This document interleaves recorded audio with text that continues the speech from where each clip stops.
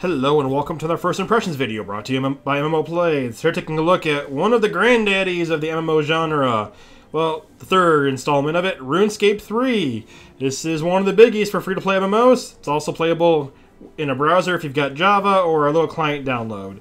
I'm playing in the browser, so check it out. First thing I'm going to do is make a character. There is no traditional classes in this game, so you're just kind of designing your character and then getting into the game. One of the awkward things I found early on is you use WASD, not for movement, but for camera control. You click to move.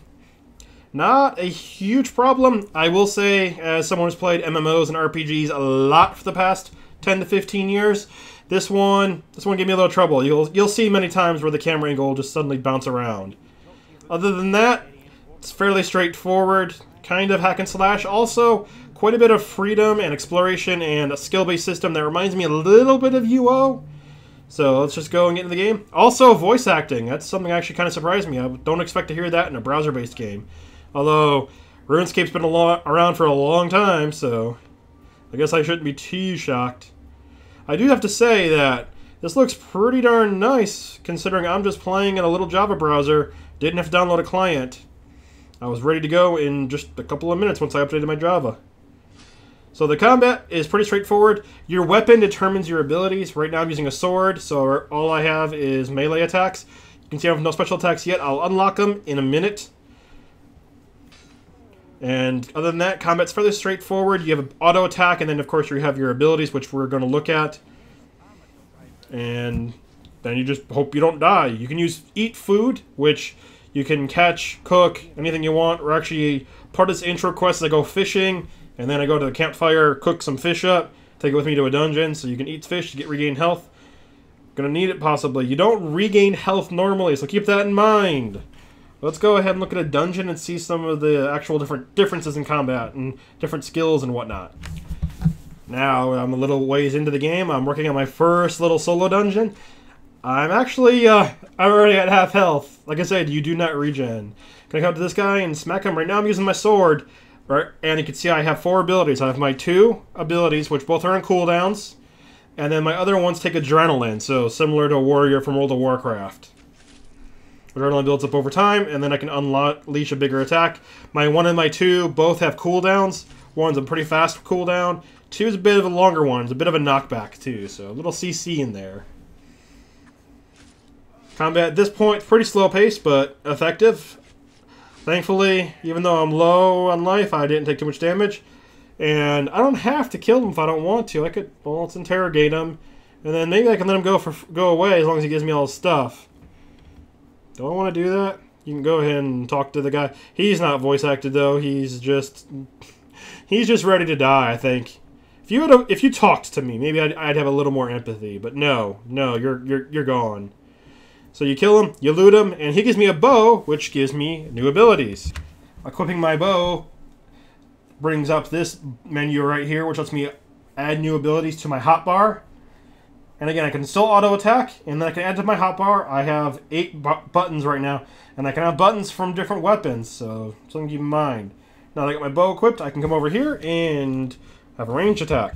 It comes in handy considering I can't get to the archer over there, so... Or is that a mage? Well, that's a mage. So I'm going to have to be able to deal with him. Better plink him down nice and quick. There is a little lever over here. I tried to equip or mess with it to go and get in his face so I can hit him with my sword. Then I realized that, no, you can't use the lever in combat. Probably because the mage would have just sat there and blasted me. Once I shoot him to death, though, that should be no problem. No mage, no distractions. Go over to mage, get staff, learn magic abilities. And now that I have a proper weapon equipped, I can go ahead and put these skills on my bar. See, there's a lot of skills. I'm only going to go and equip a few of them. Lots of them have to do with gaining resources in combat, which I'm not going to probably get high enough to use very often. The really only important one is the 1. It's, at this point, the only thing I'm going to be able to spam. On top of that, you can go ahead and go to the different tabs which let you unlock different passive abilities and different types of abilities.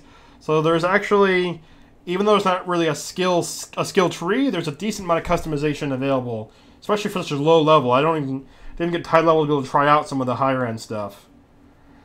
Alright, now I got my new staff. It does a cold proc on hit. Let's go downstairs and talk to the guy. Quick warning, pathing in this game is so keep that in mind. It can get a little annoying at times. Especially with, at least in my opinion, a difficult to use camera. Doesn't mean it's hard to use, it just means I'm not used to it. I'm gonna come over in here, and we got a warrior that wants to fight and the character that needs saving. You can go through and read the story if you want. But here is my mage. This is the real weapons what I really want to equip. So my auto attack plus my spell damage hits pretty hard. So I'm trying to actually time it so I do the spell right after the auto attack. I don't know if the spell actually disrupts your auto attack.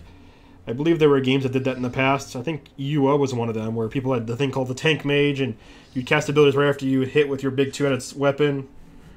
Overall, it seems to be pretty bursty, and I'm actually going to kill the guy quite a bit faster than I did as a warrior. And I wouldn't say I'm taking any more damage. Probably because I'm still wearing the same headpiece I was wearing the whole time. I'm just going to kill him and take his sword. Now I got a sword, a new sword, a better sword, and now I have basically every item equipped. Just kind of swap between them, pick whatever you want. Like I said, there's no classes in this game. If you want to play something, play it. Use the right equipment. Reminds me a lot of Final Fantasy XIV. Now, just one more thing I do want to look at, the skills, the non-combat skills. Do not seem to have tools that you carry around with you, but you do have different skills, non-combat ones that you can go ahead and use. Like right now, fishing. I just apparently had a fishing rod on me. Come over to this little pool right here, and I can pull in some minnows. I can walk over a little bit and go to a campfire and cook them. All of these are different skills, fishing, cooking. There's also going to be mining, smelting, plenty of different skills to choose from. Lots of different options if you're not just into combat for MMOs. I have to say, I never played the original RuneScape when I was younger. I had heard some great things. And so far, it's looking pretty interesting. I actually am kind of surprised. I was not expecting this much from a browser title. If you like the game, check it out. It's called RuneScape 3. If you like the content, stay tuned for MMO Play. I wonder if I can go kill the cow.